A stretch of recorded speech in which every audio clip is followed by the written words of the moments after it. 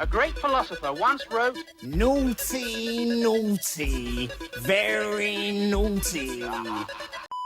Machiavelli was born in 1469 in Florence, living through the height of the Italian Renaissance. The Renaissance is best known for its huge achievements in the arts and sciences, but it was also a time of deep political instability. In Florence, this was due to the clash between the Medici family and the Florentine Republic. The Medicis being a powerful and wealthy family that had a lot of power behind the scenes and eventually outright ruled Florence. Machiavelli was a diplomat for the Florentine Republic. And so in 1512, when the Medici family rose to power again, they accused him of conspiracy and had him imprisoned, tortured, and exiled. It was during his exile that he wrote his most famous work, The Prince. The Prince was dedicated to Lorenzo de' Medici, who had recently become the ruler of Florence. He doesn't look too happy, does he?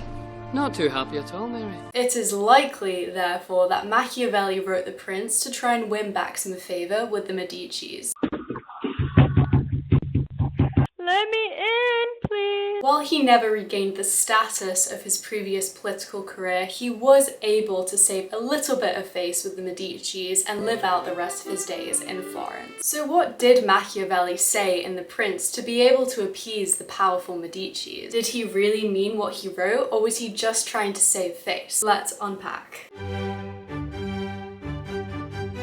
Given the treatment that Machiavelli received in his political career, it is no surprise that he became quite cynical and saw politics as ruthless and unstable. I want to let you know that I will destroy you in ways that are so creative, they will honor me for it at the Kennedy Center. Please hold President Meyer. Thus, he is considered the founder of modern political realism. Before Machiavelli, politics was seen and treated perhaps a little too idealistically. People tried to follow classical or Christian morality in politics, emphasizing doing what's right rather than what works, which isn't always the same thing. Here's what we're gonna do. It's an outrageous idea. Machiavelli said, no, stop that silly nonsense. Politics requires being a bit cutthroat and sly. We can't go into it being like, la la la, the world is so good and everything is perfect, or expect political leaders to act with such goodness and still succeed. Pardon the post-edit interruption, but I just wanted to point out that I came to that same conclusion after watching one episode of Veep. So you think you're special and smarter than the rest of us, Machiavelli, but you're really not, because it took you being a diplomat and going into exile and imprisoned and tortured for you to realise that politics is a little bit cruel. I'm 22 and I figured that out. So you're not special and you're not smart, Machiavelli. You're not. So how does Machiavelli advise leaders should act? Machiavelli claimed that leaders should use virtù to control or mitigate fortuna. Now, obviously, that's not how you say those words in Italian, but even considering my horrible pronunciation, what does virtù and fortuna even mean? Virtù is the Italian word for virtue. We often associate virtues with moral virtues, honesty, charity, and kindness, to name a few. But Machiavelli suggests a different set of traits to be associated with virtù, extending virtue to encompass skills like strength, cunning, leadership, and boldness.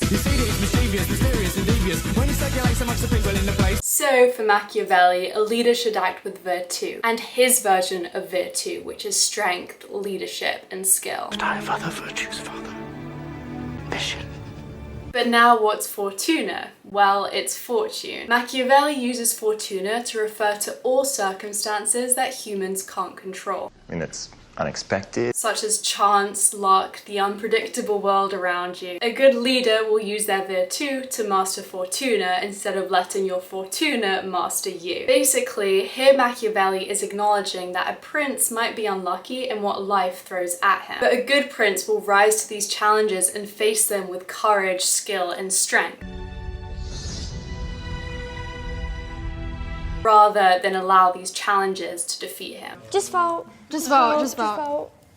Just read. I know I'm gonna be out, so just vote. But wait, if Machiavelli is repurposing virtù, what happens to moral virtues? Does Machiavelli think princes should be immoral? Not quite. He thinks princes should be able to suspend moral norms for political success and necessity. So a prince must learn when and how to not be be good, and be ready to use deceit, force, and manipulation when needed.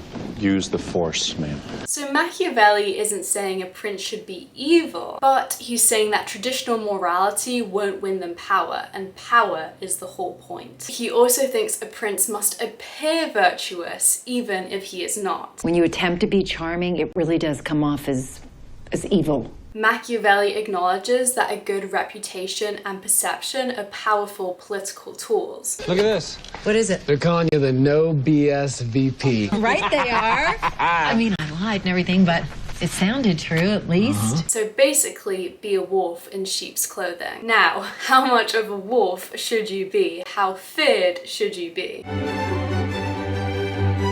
I don't care what you think about Machiavelli, he cooked with this line. And it's undoubtedly what he's most famous for saying. It is better to be feared than loved if you cannot be both. Better to be feared than loved. Who can rule without wealth or fear or love? Would I rather be feared or loved? Oh, why can't I be loved and feared? But what did he actually mean by this? Simply put, princes should not be cruel without reason, but it is more reliable to be feared than to be loved. Why? Because Machiavelli believed that love was conditional, but fear could be controlled and maintained. Machiavelli thinks love is conditional because he thinks love is dependent on loyalty, affection, and gratitude. Only doing it for the money. She don't love him. But ultimately, people are self-interested. When it's no longer convenient to love or serve you, Machiavelli thinks people will abandon you. Pretty harsh stuff, especially in politics. Machiavelli thinks people will betray you if being on your side no longer benefits them. No, I don't need you, Gary.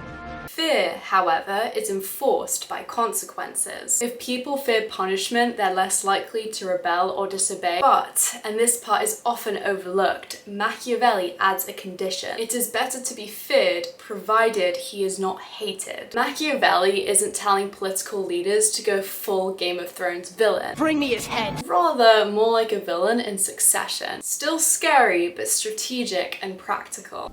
I will win. Machiavelli says cruelty should only be used under 3 conditions. It should only be used when it's absolutely necessary, it should only be used swiftly and decisively, and cruelty should not be repeated so that people don't grow resentful.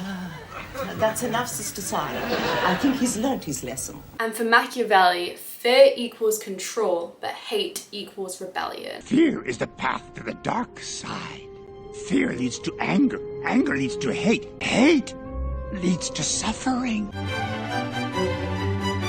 Circling back to the question I asked in the beginning of the video, did Machiavelli really believe in what he was writing in The Prince, or was he just trying to please the Medicis? Unfortunately, there's no way of us ever knowing. But what we do know is that on his later works, Discourses on Livy, Machiavelli praises Republican governments and the virtues of citizen participation, not princely rule. But whether Machiavelli was actually Machiavellian or not, he had an enormous influence. His writing revolutionized political theory by secularizing it. He stripped politics away from theology and moral talk and instead pointed out the ruthlessness and the power dynamics behind it all. The term Machiavellian now makes one think of scheming, manipulation, and amorality, though I think this is reducing his more nuanced thoughts into a bit of a caricature. But I am curious to hear what you think. Do you agree with Machiavelli, or do you think he's just a bit of a sellout and a cynic? On that note, thanks for the discussion on last week's video. It was so great to read, and see you next week.